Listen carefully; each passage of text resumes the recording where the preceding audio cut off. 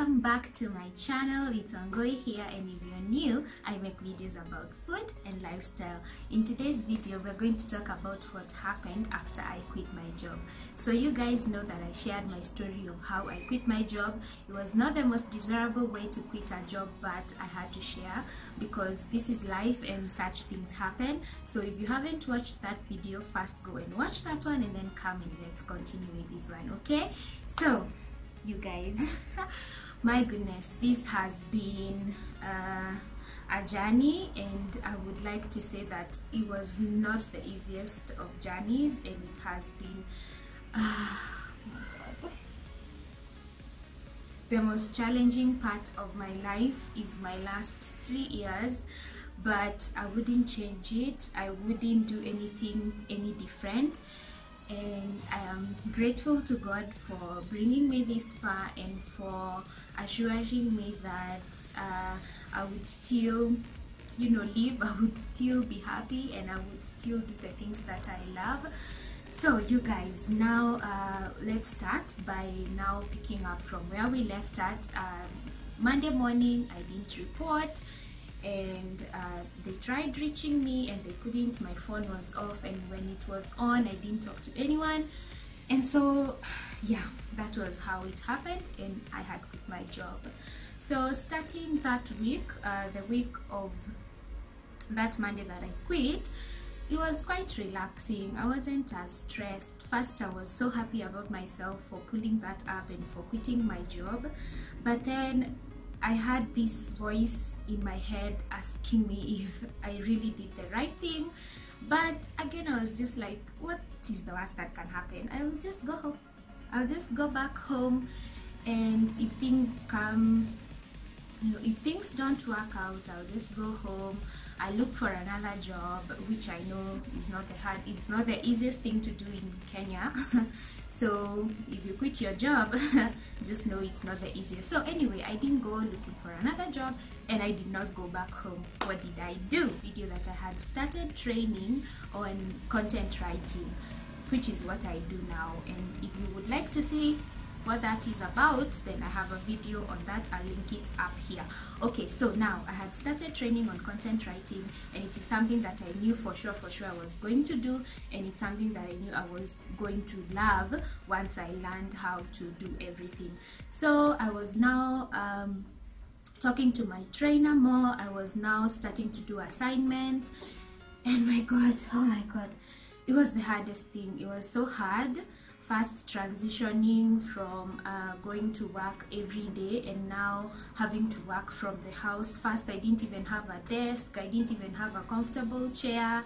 So it was quite stressful, but I had already bought my laptop and I had internet, but now I knew I needed to get a desk and a chair because I wanted to make this as serious as it was. So my little savings came in handy. I went to the supermarket and bought myself the smallest, tiniest desk I could find, just to make sure I was comfortable when I was typing. Remember guys, this job required me to type and and just be comfortable and research and all that. So I needed a very comfortable working space.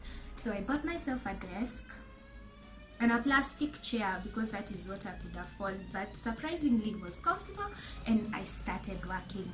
So now here comes the challenge of just life happening. One, my family was so much against me quitting my job because I had struggled to find a job, and now that I had one, why would I quit? I remember having an argument with my mom, and it was not so much of an argument, it was so much of her trying to convince me to maybe wait a little bit and see if I really wanted to quit my job. But I convinced her and told her, Mom, see, I can't work here and I need to quit. But my god, I wasn't sure that if they were going to support me, and I didn't know if they didn't even understand what I was trying to explain about my job and what I would be doing to make money, because I had convinced them, Mom, I'm going to make money, I'm going to be okay, we are going to be fine. So first, they didn't even understand what is content writing. What are you telling me? That is, they only knew of traditional jobs where you walk into an office, work and go home. That's all they knew. So I had a very big job of proving them wrong, and I am sure that is what pushed me towards working on myself, working on learning, and just doing the job. So now my family is against me. I remember at that point as well, I lost a good chunk of my friends because, hey, I'm broke. So where are we taking a broke friend? So I lost my friends at that time. So I was all alone, and the funniest thing happened. My boyfriend also left me. Yeah, man. I remember telling him that I was going to quit my job and do content writing, but he didn't believe in myself. He didn't believe in me, I mean, and he thought that I was going to be a burden, maybe, I don't know. So he left. So I am boyfriendless. I can't run back to my family because in the first place they are just disappointed and they don't even understand what I am doing. And then yeah, the rest of my family is just like, you quit your job. So anyway guys, I had to learn this and do it on myself and on my own. So now fast forward to, okay, let's talk about the first month. So the first month was quite okay. I'm lucky that my trainer had some few jobs to share with me, because what happens when you're doing content writing, you need to get a mentor. A mentor is someone who already has clients and can share that work with you for you to practice and learn and learn how to do the job.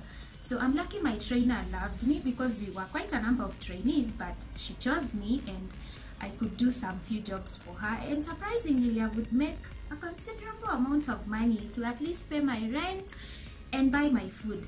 But I needed to downsize. I knew that I needed to change my lifestyle. I knew that I needed to start from somewhere again. So I moved from the house I was living in to a smaller one, which I could comfortably afford the rent. So at some point I just took some things that I was not using and sent them home, and then the others that I needed, I moved with them to a smaller house. So it took me a lot of courage to be like, I'm leaving this beautiful apartment to a small, okay, it wasn't bad, but it was significantly small. But I knew that I needed to do this for me to be able to afford my life then, and I would grow back into living better with time. So I have now moved. This is now May.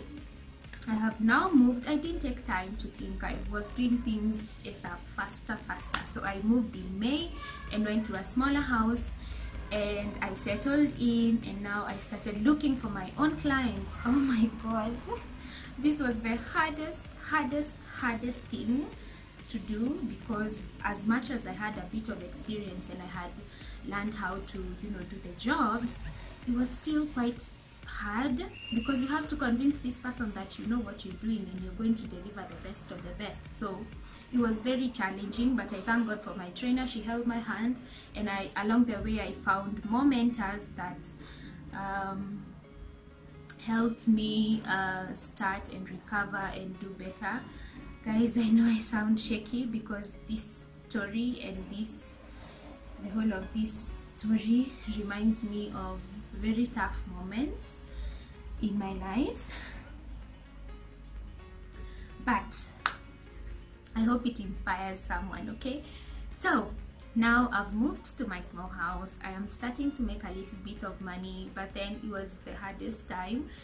I'm lucky and I'm happy that I didn't have to borrow people money for me to survive. Somehow things just happened. I would just make enough money for my rent. When my rent was due, somehow I would just have a client that would send me jobs enough to pay my rent, and I would maybe have a balance of like 1,000 bob, and that would last me the whole month. I would just buy the basics. Luckily I still got a few things from home to eat and all that, so I didn't have to struggle much on food. But my main issue was finding rent. At some point I thought of going back home and writing from home or making money from home, but I knew for a fact that I would relax once I was home, because everything is there. I don't need to pay rent, I don't need to buy food. But man, it was hard. I remember that was 2017. It was my hardest year yet in my life. I know even before my struggling, hustling years, it was my hardest year because one, I am nursing a heartbreak. Two, I have a lot to do to prove my parents and the people around me that, you know, I quit this job and I am going to make a life out of this situation, and I'm going to, you know, do things that will sustain me. So I had that pressure to just make things work. And I'm lucky they did, and I'm happy that as much as it took time and it wasn't consistent, it's still not consistent, I was able to just, you know, survive. My God, that time all I needed was survive. So towards the end of 2017, I did not have any money. Like, I was so broke that, my God, that I don't know, I was so broke.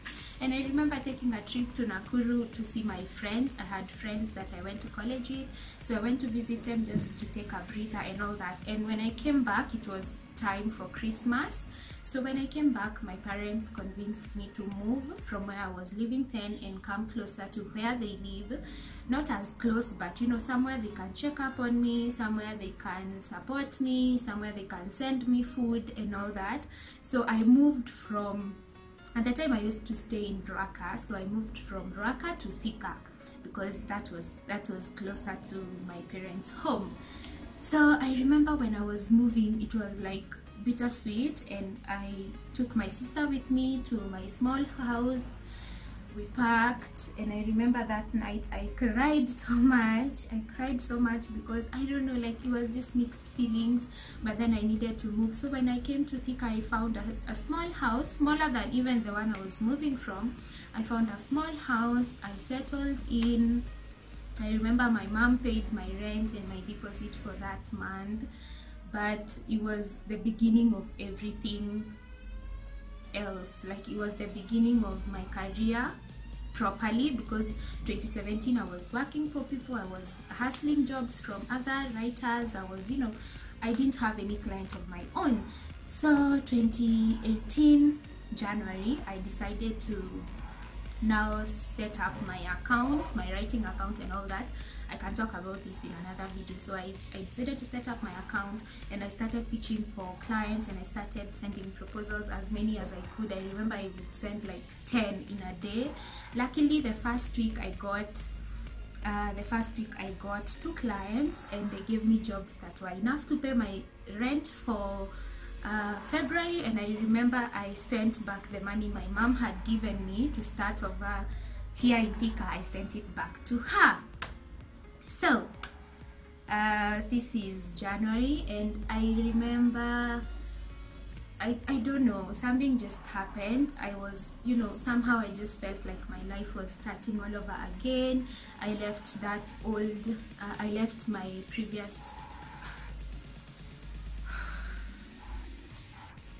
so now I had started now getting my own clients, and I was now starting to you know, to have you know, consistent jobs, and it was becoming so good. And I felt like moving from Ruaka to Thika was a beginning of a new life that I even didn't know about. So yeah, I just stayed consistent, kept working. You know, of course there are challenges. I don't mean to say that it was smooth at all, it wasn't, but it was amazing. 2018 was amazing. My mom would send me food. I would now finally go home as many times as I would. So most of my weekends I would go spend home with my parents, and like, I started building my relationship with them again, and they trusted me because they now started to see that I would sustain myself. I would even share with them, you know, and I had now started feeling independent, and I had all this freedom. Like, it was so liberating. It was so good. Like, I am not going to lie, 2018 was my best year yet. Then now, so fast forward to now, I am still a writer. Will still continue being a writer, and I don't see it ending. I know I might not write for the rest of my life, but when I can't write, I'll hire someone to write, okay? And maybe I'll start more businesses in my near future.